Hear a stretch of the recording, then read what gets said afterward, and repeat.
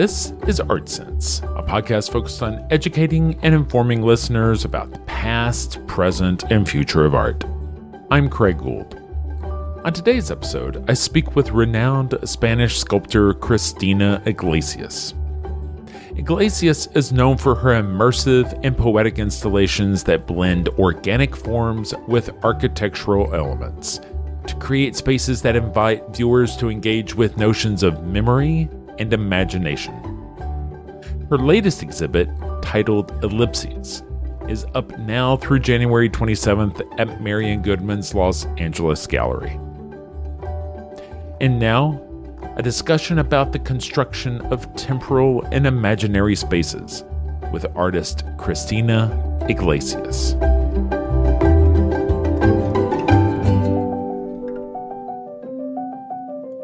Cristina Iglesias, thank you so much for joining me this week on the Art Sense podcast. Cristina, I wanted to speak with you because you have a show going on right now at Marian Goodman Gallery in Los Angeles, the title of which is Ellipsis.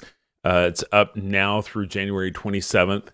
And Cristina, a lot of times when I speak with the artists, I like to start with a hypothetical, which is, let's say you are sitting at a dinner party next to someone who has never met you. They have no idea who you are or what you do.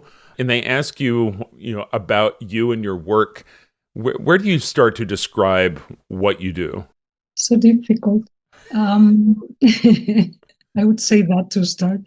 But yes, I think I could describe my work as the construction of places to be, places to cross sometimes, to look at. I do work very much around the physical experience that a viewer, a walker in the city can have in those places that I construct, especially talking about public pieces, that not all of the work I do is big and public, but especially in those pieces that is a constant, but also I would say that even smaller pieces, studio pieces, deal with those issues that I just said, and also very much related to it with time and the time involved in it, but also I use mechanics sometimes to create fictions that actually work with time, a fictional time that I construct, which would be a sequence that sometimes, normally repeats, but that creates and triggers the sense of perception that a viewer can have with art and to attend it more curiously and surprisingly. So when you start talking about creating places, that begin to kind of lean into architecture. And I know that you've had the benefit of working with some of the world's leading names in architecture. But there's a line between architecture and creating these fictional spaces. And I imagine that you and the architect appreciate the space that each of you carve out. Mm-hmm. Absolutely. I think that in those cases that I work with architects in architectural projects, as I said, there is already a thing and sort of architectural thinking in the proposition of my work internally, but thinking about perception, etc. But it's true that when I work with architects, we try to create places of gathering places, what I was saying before, places where people can meet and with people they know or people they don't know, or as I was mentioning, the idea of being attending, mesmerized sometimes because of the flow of water or the movement of a door or just nature in relation with that fiction. All that is something that I bring, like a human side to a building, for example, or to, I would say, also to the urbanism of a city, to cut the flow of the movement of people in a city with a piece and recall that attention or surprise them. Or also, I think a lot in the maybe illusion that people will come more than once, and especially depends where that piece is. But if you have to go there or you pass by, and you will see it at a different state, and or you yourself, because they have a heavy, I think, strong, more the heavy psychological side of how that affects your senses and your emotions. And all that is what I try to bring to these projects of architecture. Apart from a side that sometimes it's also functional,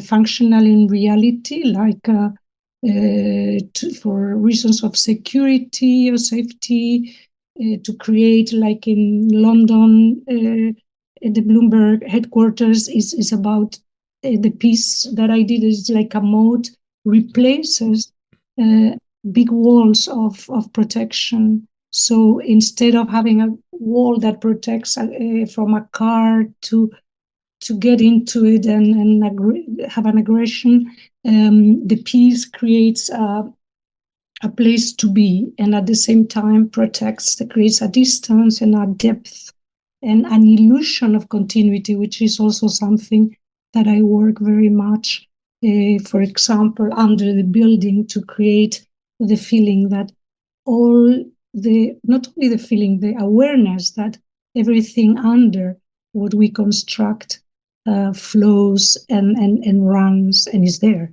Some of the spaces are in the ground, and you're creating fictions about kind of an imagined natural habitat, but other spaces that you create do work with the concept of walls and labyrinths, like the installation that you did at the Royal Academy. It's rather maze-like. It makes me really think about how in our childhood we are so predisposed to spaces like the fort made out of blankets or the tree house. How there's something about that enclosure that I think carries over to something like being immersed in the middle of a Richard Serra sculpture, right? And I feel like some of your pieces, really kind of evoke that same enveloping.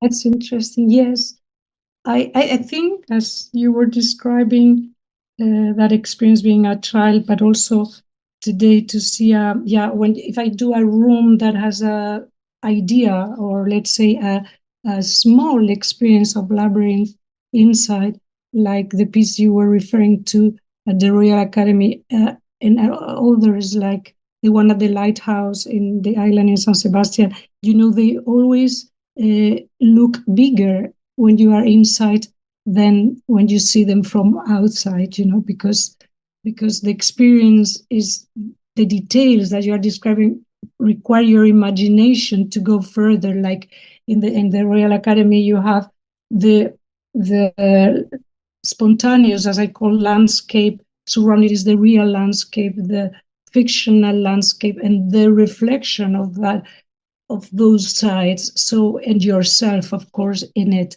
So all that, even if there are just a few edges and turns around, etc., and two entrances, but is this idea that connects with the forest also, the idea that to get lost, but at the same time, you can find a place where you feel like protected, and all these feelings that are so difficult to describe or to think that you can do a sculpture that talks about that. I compare it sometimes with the capacity of illusion that a painter like, I don't know, like Turner has, or had, or has, still has, of course, of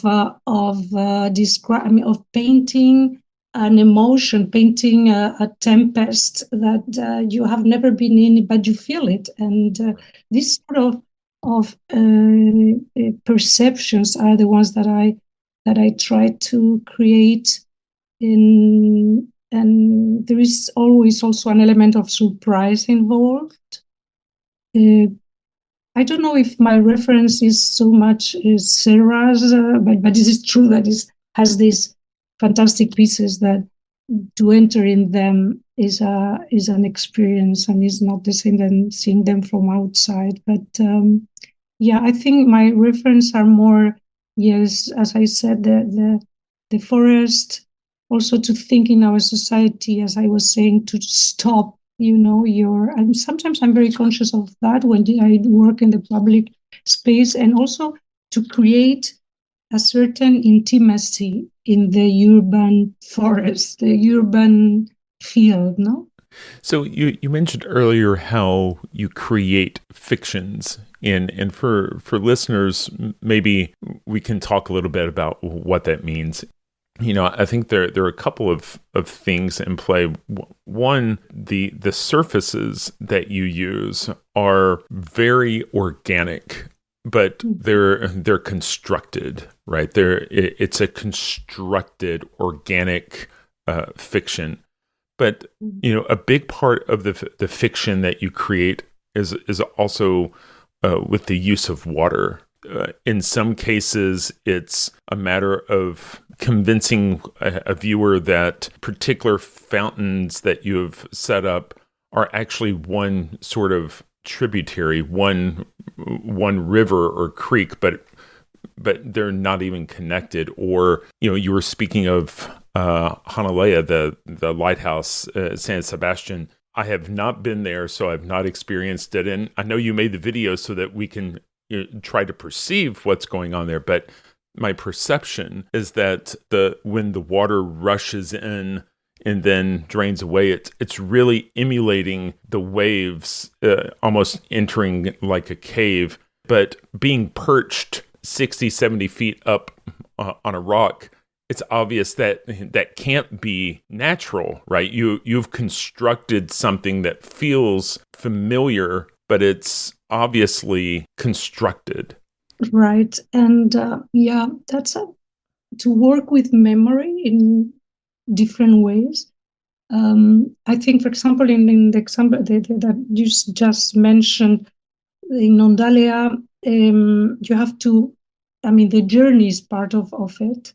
And you take a little boat, it's just 10 minutes from the shore, and you see the reality. You confront, or even by walking along the shore, that is something that I also recall in the piece. You see the reality, and also is in your memory somehow. In the memory of anybody, a child remembers having seen the waves hitting the rocks, etc. When you arrive to the island, you have to go up and you visit the island, and then you enter which is very small, and you enter, and then you confront this vision and this experience, which also has sound, which is very important, because of course all that movement and crashing of the water against this composition of what appearance of a bronze cave that seems to be connected with other caves in the whole island, because, as you said, the water is far, but many people think that it's coming from the sea, people even from the city. So it's a beautiful way how our memory and our sight works, no, and our rememberings. And then when you confront to the experience of the sequence, and also you look further and more in detail, and that happens in many of my pieces. I imagine that there is a moment that you are not longer seeing what you are looking at. You're seeing into yourself or your own memories, and you leave with the memory of what you have seen. When you arrive to the shore, you look at the mountain, at the little island, and you see the house up there, and and you remember what's happening there, no? And that fictional reality, let's say, as you mentioned, is something that I believe opens doors, in our perception to wonder and to understand, and also look to nature and be conscious also that how we have to take care of it in that piece, for example, but also in the piece at the entrance of the museum in Houston. In one of the pieces that is at Marian Goodman exhibition, they are made with an imprint of real rocks hidden by wind with time, etc. Then those are only textures that after I modulate to make the final form, and they talk about those the limit. I mean, the moment where the ground meets the ocean, and I love that. To think that border, that edge, no, is the that also is full of well, in some places, and especially there where I did this piece, you can see the strata that tells you the edge of the earth and the idea of time, no? That is so beautiful to be conscious of it.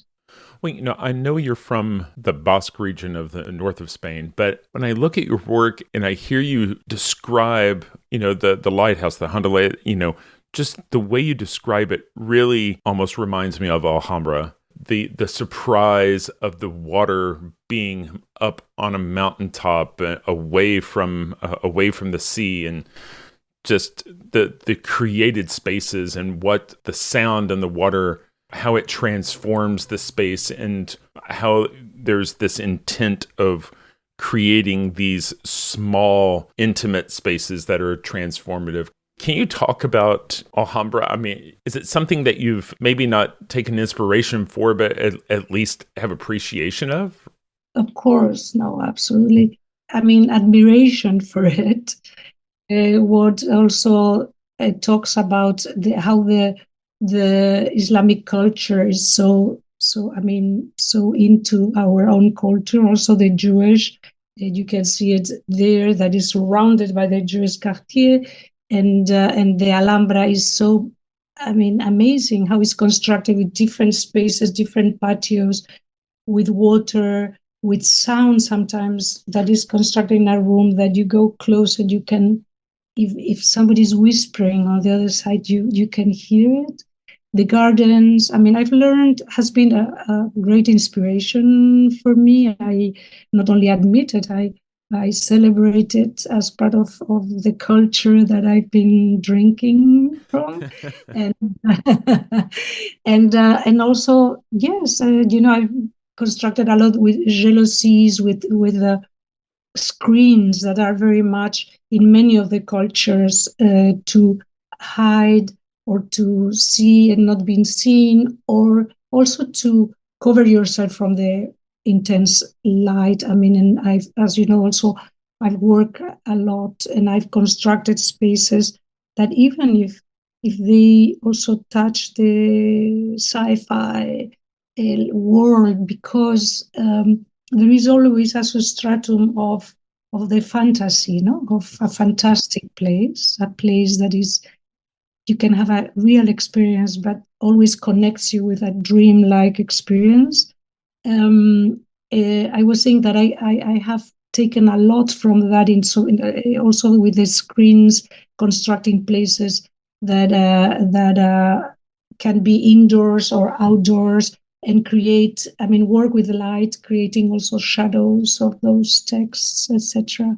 So talking about the Alhambra also in the texts, also the, it's like the writings, on the walls that you cannot, you cannot interpret, you cannot, you will need so much time to be enclosed there to be able to read it. And this is also something that I love, It's almost like graffiti writing. It's almost intentionally hard to read. And I know that you sort of incorporate that into your screens. if I understand right, the screens that you use, like the Headliner.app or the screens that are in this current show at Marian Goodman, my understanding is that there's text embedded in there that we may not really get the benefit of being able to figure out what it is, but it's embedded into the screens. That's right. Yes, it's like waved into it. I mean, it's more complex than just but I mean, there is a trick of, I mean, it's welded and the traces are made by a machine that I fabricated. Well, anyway, at the end is like, yes, like a text that is, I like the idea that the text is the structure of the piece itself. And there is a narrative. I mean, there is always a part of that, like, for example, of J.G. Ballard, The Crystal World. I did 3 Suspended Corridors in Köln, and also other authors like Stanislav Lem in LA. But is that those texts is true, as I was saying about hieroglyphic, that you are not able to read, but is there, and actually it's about the trace, it's about the signals. They have an order.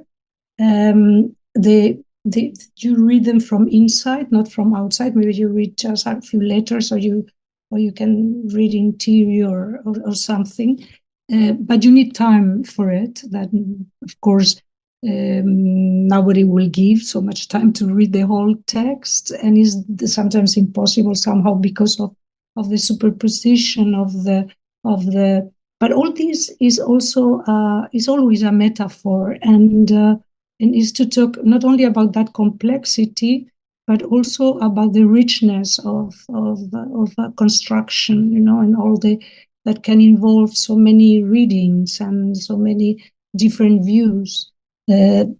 Even what the shadows can do. I mean, in sculptural terms, also that is an installation that has every time is different. Every time you install it is different, and the light can go even to the walls or just only to the floor, and then it's colored. Well, because in that text in LA, the text itself talks about color and that precise color. But anyway, it's full of different strata of meaning that at 10 maybe are only important for me, but I think there is a message in it that people somehow get.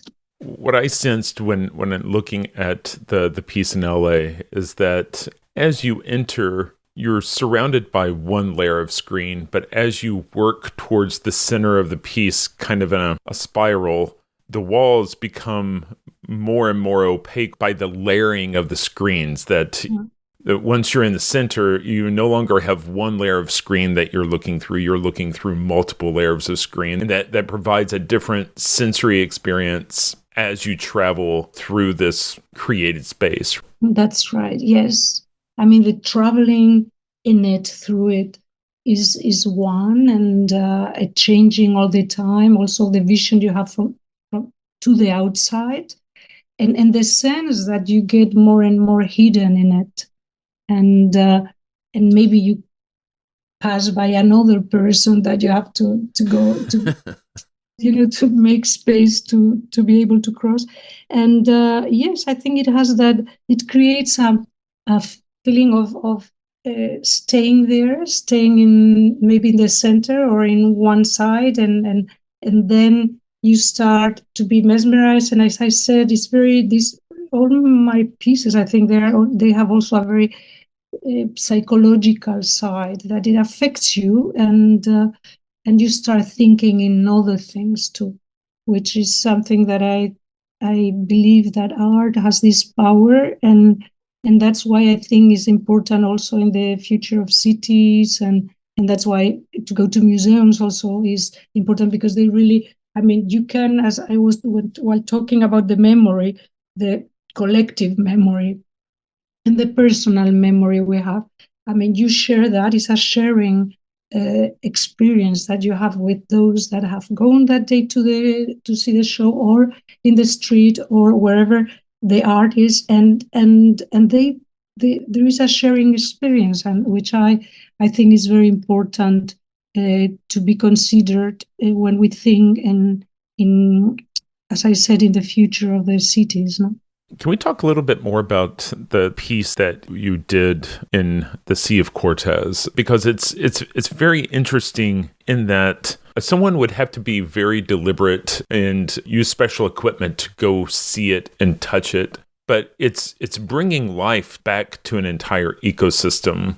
There's something quite tied to your work in that just knowing that it's there makes it a reality in our minds. Can you talk a little bit about everything that you brought to that project? Yes, well, as when we were saying, well, I'm interested also in the concepts of growth and metamorphosis, even in those fictional rooms that we were talking before, talking about the labyrinths. There, I did that piece as part of with marine biologists, as part of a project of creation of places where you cannot fish, like where people, I say, cannot fish, but also is very close to the manglars, so the little fishes can go, and it's an idea of protection. But of course, it's a symbol because it is big. There are like 3 rooms that you can enter. But of course, if you think the project they had is real, they are activists and they are doing this as a political, and at that moment, me too. But my contribution is very small compared to what it needs to be done. But it is very interesting how my ideas that I always had of how the patinas of time, how to accept that organisms can grow, and even in a fountain, that is not underwater, but has water that runs. Water is life, so it creates life, and life grows there. And there is a metamorphosis in the sense that one little thing becomes a flower, becomes a coral, so to accept that also in a philosophical way, for me, was a great opportunity to think that art can be, you can control it. Actually, it is more like a sort of, well, as I described, there are jealousy screens that have a text that talk about the New Indies, the school moral, but it doesn't matter. The thing is that text and the openings in all those walls that construct these rooms, they are now, we have been following, making photos and film, and there is like a lab of life, how life can grow with a piece and be part of it. And there are fishes that, a marina that is living in a letter, and others are covered. It's beautiful and full of plankton. But of course, it's true that you need either to go, well, because it's 17 to 20 meters down, so you need oxygen to be in it. To look at it, you can snorkel and see it from above, like an old city down there. But to be in it, that you still can enter, and because it's made in a way that life covers it, but it's not an object that is totally covered. It's really an architecture, so you can enter, and we did it also with a very special ecological concrete that allows life to grow in it, and so all these. These ideas, the idea that you have to travel there, know that the piece is there. Of course, people there in La Paz, they tell, and there are some signs, but very little. And it requires an act of belief when you look at it, and you cannot go down to say, well, this exists there, You have seen photos, you have seen maybe a film, and I think in that sense, the piece is everything, it's also those images that are possible because the piece exists. I feel like I've seen a gallery exhibit where you actually used an aquarium, a very large aquarium, to almost display the work as if it were like an architectural scale model, so that someone can again imagine what that reality is. And I think it's interesting in that same gallery exhibit. You were talking about creating space. I remember on the walls, you had these enormous screen prints of hallways, and so it's even there creating this illusion of space. Can you talk about creating a space for people to emotionally connect in a small room, the same sort of principles that you are trying to communicate on the bottom of the ocean or in that urban forest? Yes, that's very interesting because connects when you do a show in a gallery or in a museum. This idea of connection of pieces that actually I do think a lot in it, and is not only for a show. I mean, also I think in real terms that a piece that I do in Toledo, maybe underground, is connected with one in LA, or in another place in the world. And in that sense, when I do an exhibition, for example, the pothos, that are pieces that have a more or less domestic size. I mean, that is a sculpture in stone, and then they are also studies to study how the form affects the movement of the water, how I can create a sequence, what is the act of looking down, how it affects your perception, the act of surprise that suddenly there is no water and suddenly comes up, how it changes, what it veils and reveals when it goes down. All these strategically installed, I think, can maybe talk about what you are saying. To reconstruct or construct, not from scratch, from somebody that hasn't seen anything or nothing of my work, to get connected with these feelings that you would have to in a different way if you go, for example, to a remote piece that is not so easy to go.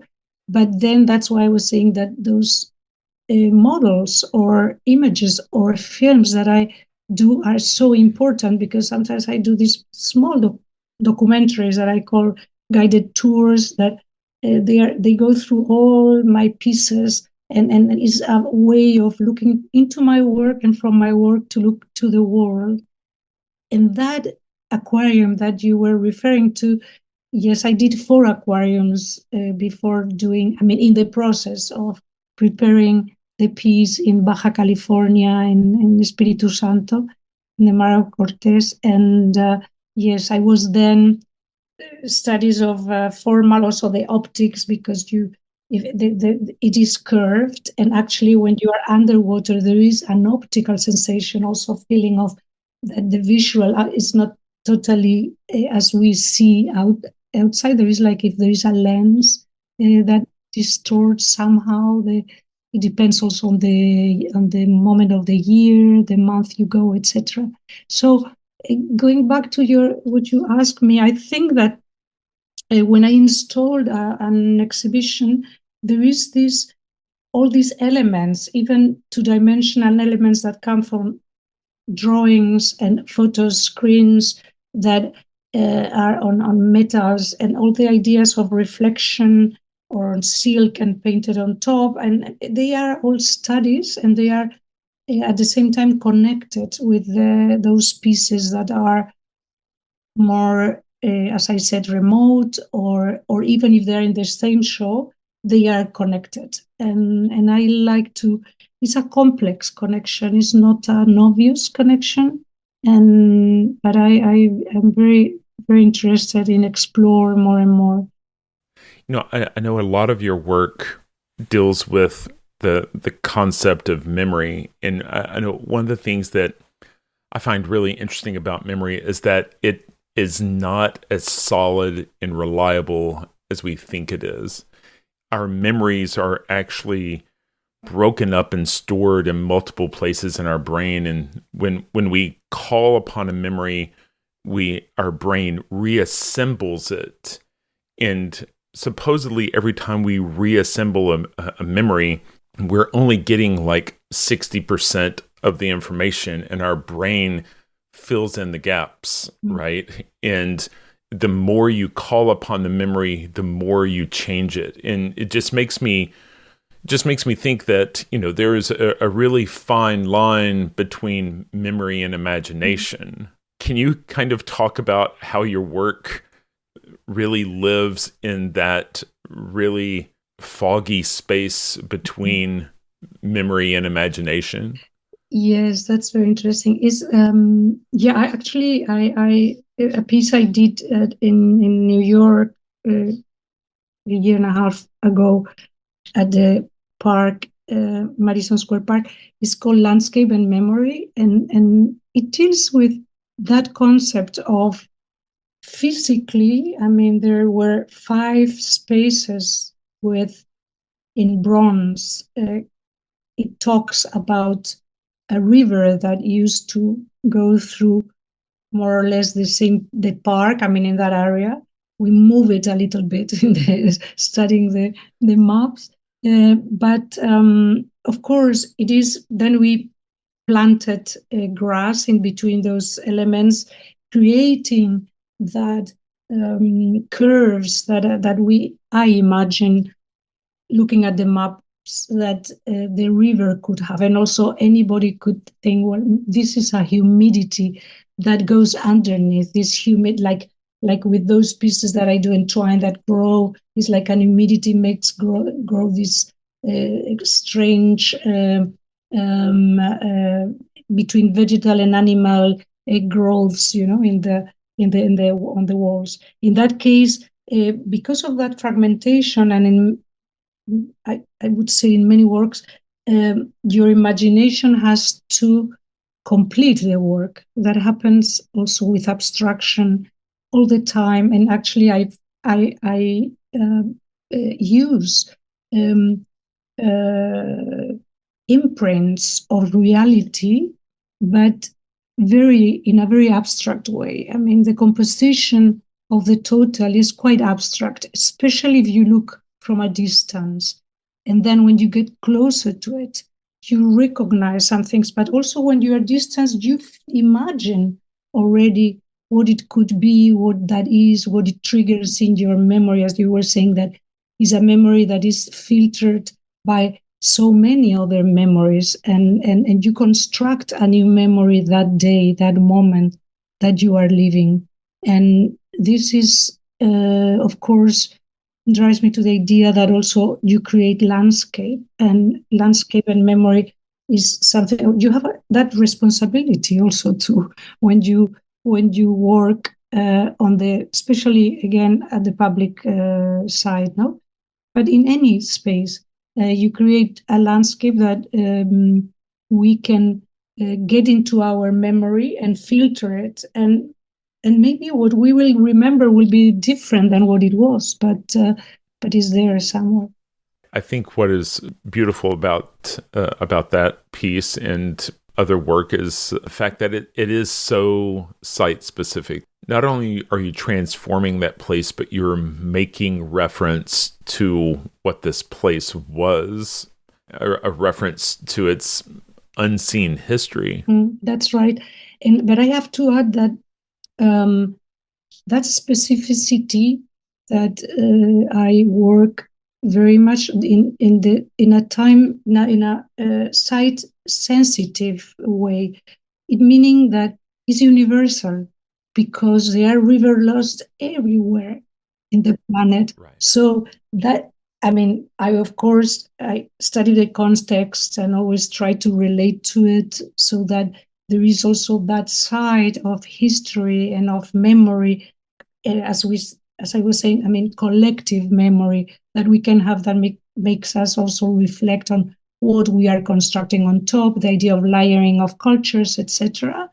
But that is universal. So it's something that are pieces that, and it happens to me that many times I do pieces that I say, well, it was done just for this place. And you say, it cannot live anywhere else. And I say, no, it can live in that. You can install it like in an exhibition or in another place, and it works because, I think it's a thinking that goes beyond the specific site. The show that's up at Marian Goodman, Ellipsis, is it just the screen piece, or are there other pieces installed there? Yeah, there are other pieces, and that are, I think they have, a complex relation. Well, not complex because I want to make it complicated, but because they are somehow also independent. And so Ellipsis that comes from this idea that is in the book, I mean, in the text of Stanislav Lem, that talks about this planet that is an ocean that is intelligent and absorbs the dreams, etc. Well, it's very and talks about colors. It's a very descriptive, because always I use texts that describe a place. So construct a place with a description of another place. In this case, is a planet that has this elliptical form and is an ocean. And then there is a piece on the wall that is like a whirlpool in bronze, quite big, that talks about the idea of turbulence. Turbulence, it feels like a turbulence that can be in the ocean, but could be also, it can be liquid, but could be air, could be in space, could be mental, because mental turbulence is also a description of the chaos in our. So there is that other piece on the same, those two are in the same room, in the biggest room of the gallery. And then there is a piece that is called, is part of a series, Act 3 called Littoral. So there is, it is like a rock, but very also modeled with different textures, but has holes in it, and there is some water inside that moves. This is in another room, and I call it lunar meteorite. So it is all the whole show has this idea, and then there is this piece on the wall that is one of the entwined, that is like this organism that you cannot for sure know what it is, but is, as I was saying, between a vegetal or animal that grows on a wall. And then there are some prints also in copper, that they are studies of caves, of sea caves, and some paperwork in a little room. So the whole show has a line of connection between pieces that are independent at the same time. Well, as I hear you describe it, I certainly sense your appreciation for science fiction. The vocabulary you're using, it seems to be flying through outer space. Well, actually, yes, I think also that with sculpture, one can construct a moment of suspension in time that actually is like a photograph. And you have this, as we were saying, these images that you can imagine because you cannot see completely, no? Well, Cristina, I cannot thank you enough for your time today. I've thoroughly enjoyed our conversation about your work, and I really appreciate you sharing these insights, and I just really appreciate your time. Me too, and appreciate that you invited me to this talk. Absolutely. That's all the time we have for this week. You've been listening to ArtSense. You can find the show on Apple Podcasts, iTunes, Google Play, Stitcher Radio, Spotify, or your favorite podcast app. If you've enjoyed this podcast, be sure to subscribe. And while you're there, please rate the show and leave a quick review. Your feedback is the key to other folks finding us. And if you'd like to see images related to the conversation, read the transcript, and find other bonus features, you can go to Cambia.art and click on the podcast tab. If you'd like to reach out to me, you can email me at craig@cambia.art. Thanks for listening.